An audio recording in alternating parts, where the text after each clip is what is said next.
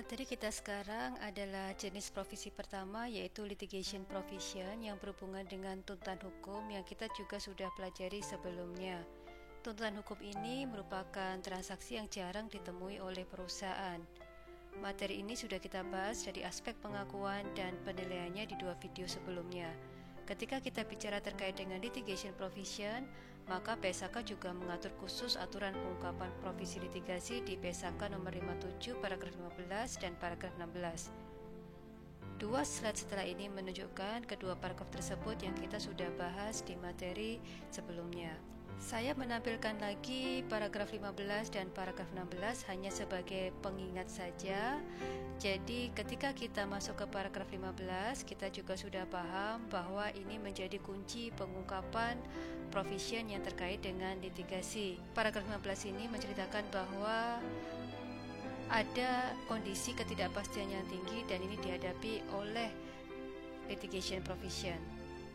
Kemudian paragraf 16 juga sudah kita bahas sebelumnya yang menekankan pada dukungan bukti yang dapat kita gunakan ketika kita memutuskan apakah tuntutan hukum kita akui sebagai provisi atau tidak.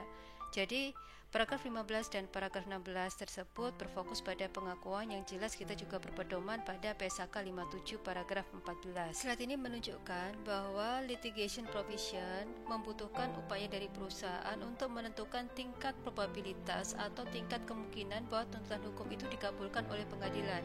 Seperti yang sudah kita bahas di materi sebelumnya, jika kita bisa melakukan estimasi secara handal, kemudian pengacara menyebutkan bahwa kemungkinan besar bahwa kita akan kalah dan juga tuntutan hukum itu dilakukan sebelum tanggal pelaporan keuangan, maka kita harus melaporkan sebagai liabilitas. Ini menggambarkan penjelasan yang sudah kita bahas di slide sebelumnya.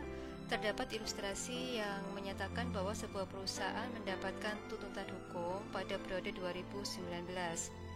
Kemudian kita diminta untuk membuat jurnal terkait dengan tuntutan hukum tersebut untuk tanggal 31 Desember. Asumsi yang pertama di sini adalah bahwa terdapat kemungkinan besar perusahaan di sini kalah. Dengan kata lain, perusahaan tersebut akan membayar denda sebanyak 900.000.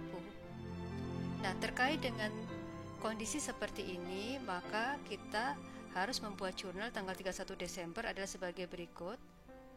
Lawsuit loss pada lawsuit liability.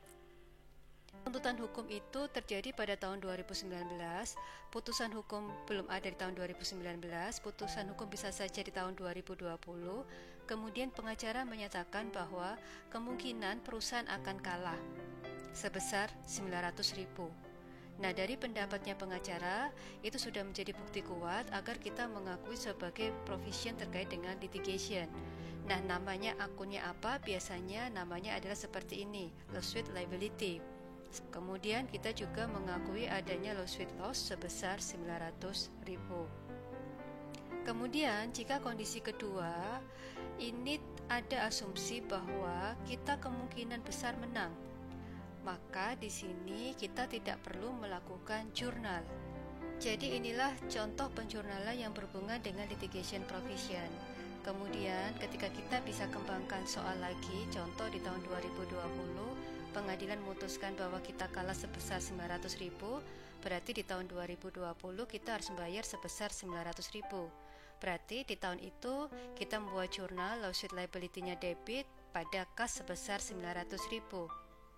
Kemudian bagaimana jika pengadilan memutuskan bahwa tuntutannya menjadi lebih tinggi?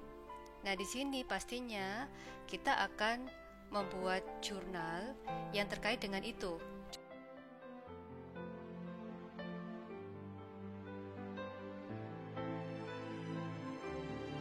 Contohnya di sini adalah pada tahun 2020 pengadilan memutuskan bahwa kita harus membayar sebesar 1 juta, tidak lagi 900.000, yang berarti nilai itu lebih tinggi daripada tuntutan sebelumnya.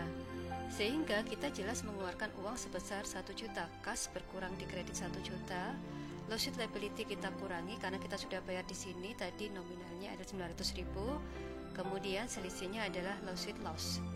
Namun bagaimana jika putusan pengadilan memutuskan sebaliknya bahwa kas yang kita keluarkan itu lebih rendah?